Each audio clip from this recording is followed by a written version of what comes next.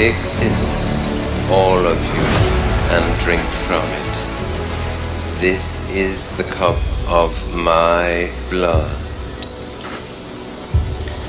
The blood of the new and everlasting covenant. It will be shed for you and for all.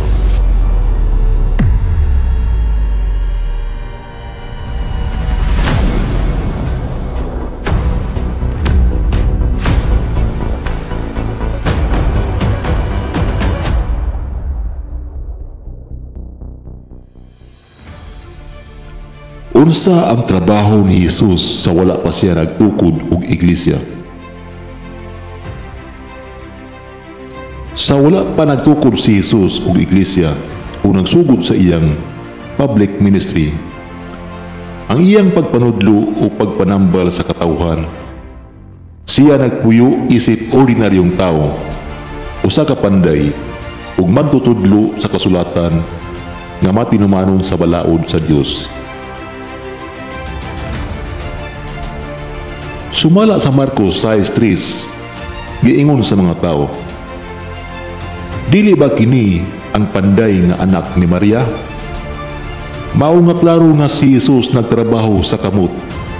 Sa kultura sa mga Hudyo, ang panday dili lang kay nagbuhat og kahoy, apan mahimong nagtrabaho usab sa bato ug uban pang materialis. Usa ka trabahador o panday sa konstruksyon. Sa iyang kabataan hangtod sa mga 30 anyos, si Jesus nakatpon og nagtrabaho kauban sa iyang amahan nga si San Jose na usa-usab kapanday. Matinumanon nga anak og Hudyo, si Jesus nagtubo sa Nazaret ug sumala sa Lucas 2:51-52.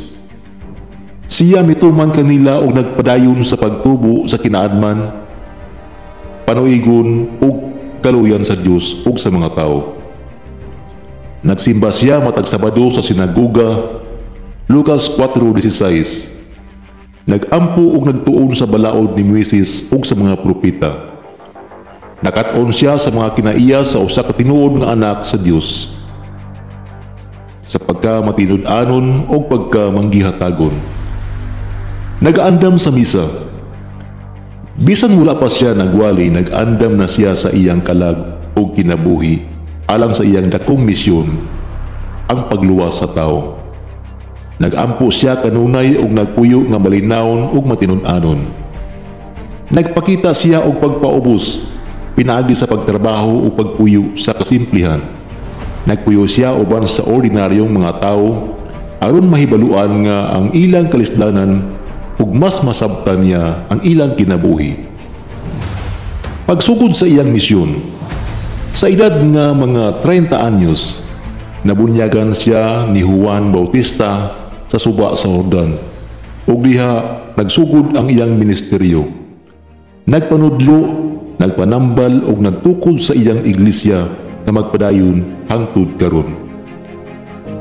Ang kinabuhi ni Jesus sa wala pa siya magtukod og iglesia, nagtudlo kanato nga bisan sa ordinaryong trabaho mahimutan nga balaan ang pagpaubos og pagtrabaho og matinumanon sa kapamaagi sa pagpangandam alang sa tawag sa Dios. Ang kinabuhi nga simple ug matinumanon usa ka pamaagi sa pagpakita sa gugma sa amahan. Sa wala pa magsugod si Jesus sa iyang ministeryo, siya nagpuyo ingon nga usa ka ordinaryong tawo sa Nazaret. Wala siya magsugod dayon sa pagwali o pagbuhat og milagro. Una, nagpuyo siya uban sa iyang pamilya, nagtudlo ni San Jose ug nagtrabaho isip panday. Apan diya sa kasimplihan ug kakapoy sa iyang trabaho, giandam siya sa amahan alang sa iyang dakong misyon. Si Jesus ang panday nga matinumanon. Ang kahoy nga gihawiran ni Jesus sa iyang kamot, dili lang kahoy simbolo kini sa krus, nga iyang dad-on sa umaabot. Sa matag pukpok sa martilyo, sa matag tabla nga iyang giayo, nagpakita siya sa pagkamapainobsanon ug pagka maputli sa trabaho. Nagtudlo siya nga ang tanang trabaho, dako man o gamay, mahimong halad sa Dios. Ang matinumanon nga pagbuhat sa atong buluhaton, usa ka paagi sa pagdaig sa Ginoo. Ang kinabuhi sa Nazaret, eskwelahan sa gugma sa Nazaret. Si Jesus nagtuon sa gugma ug pag-alagad. Si San Jose, nagtudlo kaniya sa pagtrabaho ug pagkamapailubon. Si Santa Maria, nagtudlo kaniya sa pag-ampo ug pagkamahigugmaon. Diha niini nga panimalay, si Jesus nakatuon sa pulong nga obediensya. Ang pag-uyon sa kabubuton sa amahan, bisan sa kasakit o kakapoy. Ang pagpangandam sa misyon. Ang 30 ka tuig nga kinabuhi ni Jesus sa Nazaret, dili sayang. Kini ang panahon sa pagpangandam. Sama nato, dili tadayon tawagon sa dako nga buluhaton, usahay, kinahanglan, una nato tun-an ang pagpaubos, pagampo ug pagsalig sa Ginoo. Ang Nazaret mao ang atong balay, trabaho o komunidad. Diha nato makapakita sa tinuod nga pagka-Kristohanon bisan pa sa kasimplihan sa adlaw-adlaw. Ang mensahe para kanato.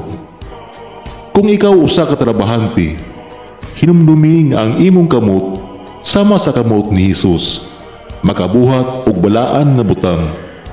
Kung ikaw usa ka ginikanan, imong gugma sama sa gugma sa Nazaret, usa ka paagi sa pagpanday sa kinabuhi sa imong mga anak.